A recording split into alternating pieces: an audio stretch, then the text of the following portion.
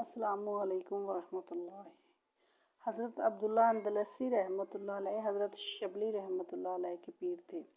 एक दिन हज़रत अब्दुल्ला अंदलसी रहमतुल्लाह अलैह का गुज़र एक ऐसी बस्ती से हुआ जहाँ पर ईसाई रहते थे। आप ईसाइयों की बस्ती से गुज़र रहे थे तो इस बस्ती के अंदर ईसाइयों ने सलीबी लटकाई हुई थी। इसी दौरान असर की नमाज का वक्त हो गया। फिर आप वज़ू की गर्ज से कुएं के ऊपर चले गए। यहाँ पर आप जैसे ही पहुँचे तो आपकी नज़र एक लड़की के ऊपर जा पड़ी। आपका सीना वहीं पर खाली हो गया। फिर आपने अपने मुरीदीन से फरमाया कि मैं इस लड़की के पीछे जा रहा हूँ, आप लोग अब वापस जा सकते हैं। आप रहमतुल्लाह अलैह के जो मुरीदीन थे वो वहाँ पर रोते हुए कहने लगे, हमारे शेख साहब को क्या हो गया है? ये तो अल्लाह के वली हैं, ये एक लड़की के पीछे दीवाना वार होकर जा रहे हैं। ये कोई आम शख्स नहीं, ये वो शख्स थे जिन्हें 1,00,000 अहादीस याद थी और कुरान पाक हिफ्ज़ था, और इन्हीं की वजह से सैकड़ों मस्जिदें आबाद थी। इनके मुरीदीन काफ़ी जगहों पर फैले हुए थे जो इनकी पैरवी करते थे।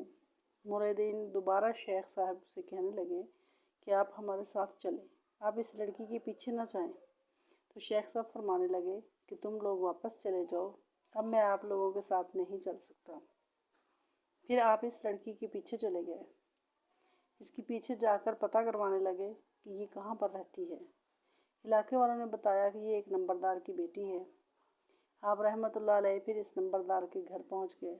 यहाँ पर जाकर आपने इसके वालिद से फरमाया कि आप अपनी बेटी का निकाह मुझसे करवा सकते हैं। इसके वालिद ने कहा कि हम आपको इतना नहीं जानते, आपको कुछ अरसे तक हमारे पास रहना होगा। जब तक आप दोनों में मुआफ़क़त हो जाएगी तो हम आप दोनों का खुशी खुशी निकाह कर देंगे। फिर लड़की के बाप ने एक और शर्त रखी कि आपको हमारे सूरों को रेवड़ भी चराना हो पड़ेगा। शेख साहब इस पर भी राज़ी हो गए और कहा कि मैं आपके सूरों को रेवड़ भी चराया करूँगा।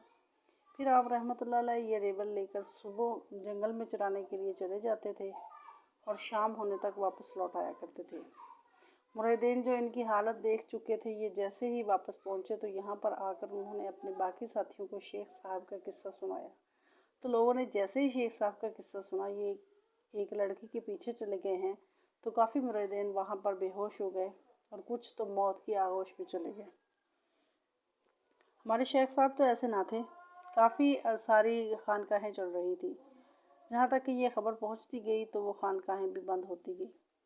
लोग काफ़ी हैरान हो चुके थे कि अल्लाह ताला तो अपने प्यारे बंदों के साथ ऐसा भी बेनियाज़ी कर सकता है, पता नहीं इसमें क्या मामला होगा। 1 साल ऐसे ही गुजर गया। हज़रत शबली रहमतुल्लाह अलैह इनके सच्चे मुरीद थे। इनको मालूम था कि मेरे शेख साहब काफ़ी सच्चे और परहेज़गार बंदे थे। इसमें कोई ना कोई ज़रूर ऐसा मामला होगा जिससे ये लोग बेखबर हैं। इनके दिल में ख्याल पैदा हो गया कि मैं जाकर इनसे हालात मालूम करूँ, आखिर वजह क्या है। फिर आप रहमतुल्लाह अलैह हज़रत अब्दुल्ला अंदलसी रहमतुल्लाह अलैह की राह की तरफ चल पड़े। इस बस्ती के अंदर आकर आपने लोगों से पूछा कि मेरे शेख साहब कहाँ पर मिलेंगे। तो लोगों ने बताया कि आपके शेख फलां जगह पर सूअर चराते हुए आपको मिल जाएंगे, आप इस जगह पर चले जाएं। फिर आप रहमतुल्लाह अलैह इस राह की तरफ चल पड़े। हज़रत शिबली रहमतुल्लाह अलैह वहाँ पर पहुँचे तो देखती हैं कि हज़रत अब्दुल्ला अंदलसी रहमतुल्लाह अलैह इसी जब्बे, इसी अमामे में और इसी असा के साथ खड़े हुए थे जिसमें आप रहमतुल्लाह अलैह जुमा मुबारक का खुतबा दिया करते थे। आज इस जगह पर खड़े हुए सूअर चरा रहे थे। जैसे ही हज़रत शबली रहमतुल्लाह अलैह ने ये मंज़र देखा तो काफ़ी हैरान हुए। फिर आप रहमतुल्लाह अलैह हज़रत अब्दुल्ला अंदलसी रहमतुल्लाह अलैह के करीब गए और इनके करीब जाकर फरमाया कि शेख साहब, आप तो हाफ़िज़ कुरान थे, क्या आपको कुरान पाक अभी भी याद है? तो आप रहमतुल्लाह अलैह ने जवाब दिया कि मुझे कुरान पाक याद नहीं रहा।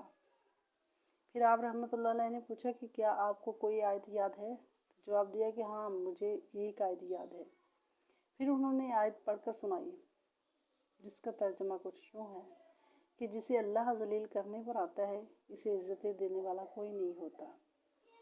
हज़रत शिबली रहमतुल्लाह अलैह ने जैसे ही ये आयत सुनी तो हैरान हुए कि इनको एक आयत भी वही याद है जो इनके हालात से मुताबिकत रखती है। जबकि पूरे का पूरा कुरान पाक बोल चुके हैं। फिर हज़रत शिबली रहमतुल्लाह अलैह ने आपसे फरमाया कि हज़रत आप तो हाफ़िज़ुल हदीस थे, क्या आपको हदीसें याद हैं? तो आप रहमतुल्लाह अलैह ने जवाब दिया कि मुझे सिर्फ़ एक ही हदीस याद है। फिर आप रहमतुल्लाह अलैह ने फरमाया कि कौन सी हदीस आपको याद है? हज़रत अब्दुल्ला अंदलसी रहमतुल्लाह अलैह ने जवाब दिया कि जो दीन को बदल दे इसे कत्ल कर दो। जैसे ही हज़रत शिबली रहमतुल्लाह अलैह ने ये अल्फाज सुने तो रोने लगे। फिर इनके साथ ही हज़रत अब्दुल्ला अंदलसी रहमतुल्लाह अलैह भी रोने लगे। किताबों में लिखा है कि हज़रत शेख अब्दुल्ला अंदलसी रहमतुल्लाह अलैह रोते रहे और साथ ही ये फरमाते रहे कि अल्लाह, मैं तो आपसे ऐसी उम्मीद नहीं रखता था कि मुझे इस हाल में पहुंचा दिया जाए। आप रोते रहे और साथ ही ये फ़िक्रा बार बार दोहराते रहे। अल्लाह ताला ने हज़रत अब्दुल्ला अंदलसी रहमतुल्लाह अलैह की तौबा कबूल कर ली और इनकी को कैफियतें लौटा दी। अब हज़रत शिबली रहमतुल्लाह अलैह ने इनको इस हालात में देखा हुआ था, तो फिर आपको तजस्सुस हुआ कि आखिर शेख साहब से पूछूं कि इनके साथ मामला क्या हुआ था, जिसकी वजह से यहाँ पर पहुँचे हैं।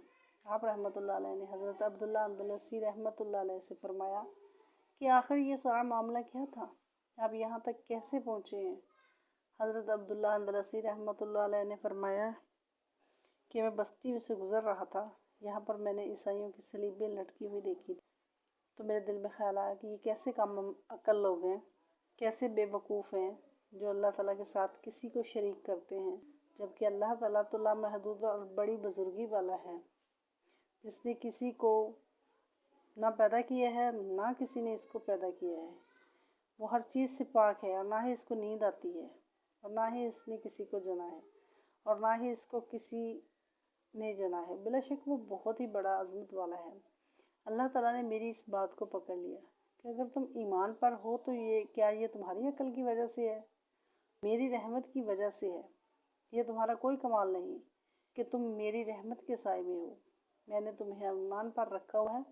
अल्लाह ताला ने फिर ईमान का मामला मेरे सीने से निकाल लिया कि अब देखते हैं कि तुम अपनी अक्ल पर कितना नाज करते हो। तुमने ये अल्फाज क्यों इस्तेमाल किए? हाँ, तुम्हें ये अल्फाज कहने चाहिए थे कि अल्लाह ताला ने इनको ईमान की रोशनी से महरूम कर दिया है, जबकि मैंने अक्ल और जहन की तरफ निस्बत क्यों की? इसी वजह से मैं पकड़ में आ गया और यहाँ तक अब पहुँचा कि मैं भटक गया और अब मेरे रब ने मेरी तौबा कबूल कर ली है। ये तो अल्लाह ताला के वलीउल्लाह का हाल था, जो कि बहुत ही पहुँचे हुए बुज़ुर्ग थे। हम लोग नादानी में आकर ऐसी ऐसी बातें बोल जाते हैं जिसका हमें पता भी नहीं चलता कि हम क्या बोल चुके हैं, और बहस में आकर एक दूसरे से ऐसे टॉपिक छेड़ देते हैं जिसके अंदर हम काफ़ी चीज़ें अबूर कर जाते हैं। हमें इल्म तक नहीं होता कि हमने कौन सी गलती कहाँ पर कर दी है, जबकि आपको चाहिए कि हर चीज़ को सोच समझ कर बोलें और अपनी इस्लाह करते रहिए ताकि आपकी आप बिलाई आ जाए। वल्लाहु आलम बिस्सवाब। मेरे चैनल को सब्सक्राइब कीजिए और वीडियो को लाइक और शेयर भी कीजिए। Thank you.